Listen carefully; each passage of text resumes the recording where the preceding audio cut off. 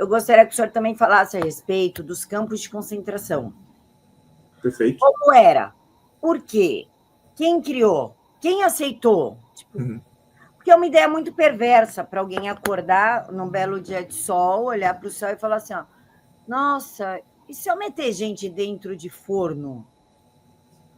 Se eu fizer um trabalho escravo até a pessoa morrer? Inclusive, tem campos que não são nem citados, como de Mauthausen. Por quê? Da onde que saiu tanta perversidade e foi simplesmente aceito? Bem, temos que ver, Camila, tem muita gente que fala que existiram campos de concentração, por exemplo, em experimentos colonialistas na África. Sim, existiram. Ok. Existiam também campos de trabalho forçado e concentração na Rússia czarista, que depois Lenin se utilizou para fazer os seus campos de concentração e depois o Stalin os ampliou nos Gulag. Né? Ok. O campo de concentração não é uma criação exclusiva nazista. Né? Quando o nazismo chega ao poder em 1933, um dos sujeitos mais importantes, e eu acho que foi, depois de Hitler, ou se tornou o mais poderoso, que tinha o poder de fato na mão, foi o Heinrich Himmler, né, o líder da SS. Ele foi o arquiteto administrativo, né, do Holocausto. Foi ele que instaurou a máquina funcionando como ela fez. Né? Hitler deu a carta branca para o Himmler e o Hitler ficou focado na guerra. E o Himmler que se encarregou de construir, né, a máquina de assassinatos. Assim, né, foi ele. E ele começou, logo em 1933, com o campo de Dachau. Né, o Dachau foi o primeiro campo de concentração que o Himmler fez, apoderando-se de um campo de prisioneiros políticos da SA, né, que era a antiga força paramilitar nazista que depois eles mataram o líder para controlá-la. Aí o Himmler pegou esse campo de Dachau para a SS.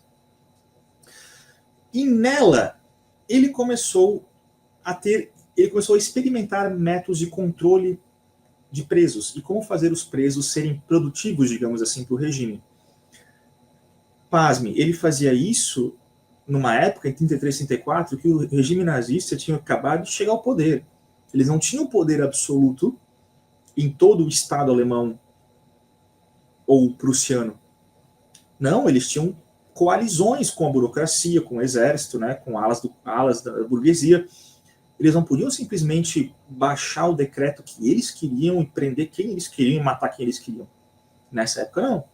Mas o Himmler conseguiu, de fato, fazer o campo de Dachau ser praticamente isolado de qualquer jurisdição na Alemanha.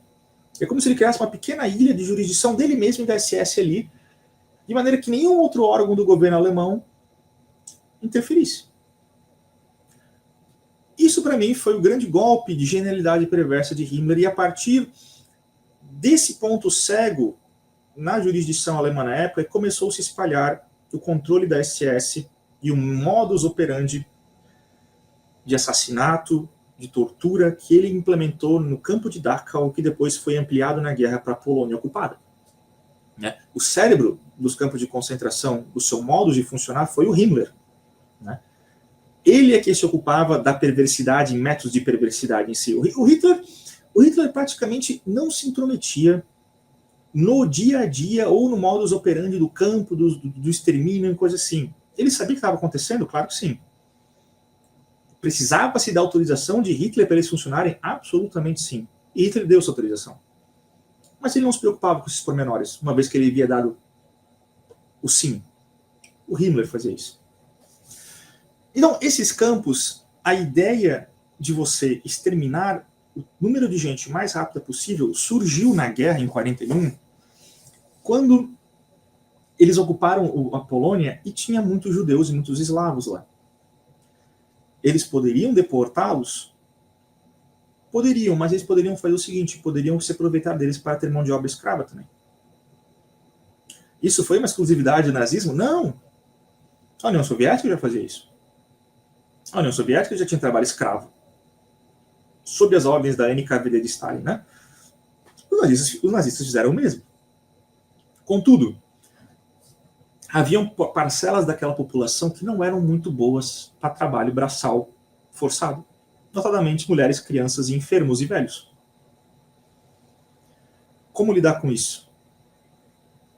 Eles se aproveitaram, então, da ideia de exterminar aquelas pessoas o mais rápido possível, se apoderar dos bens deles para continuar financiando a máquina de guerra, ao mesmo tempo que se utilizava dos mais fortes e saudáveis para fazer trabalhos braçais em prol do regime que os assassinava.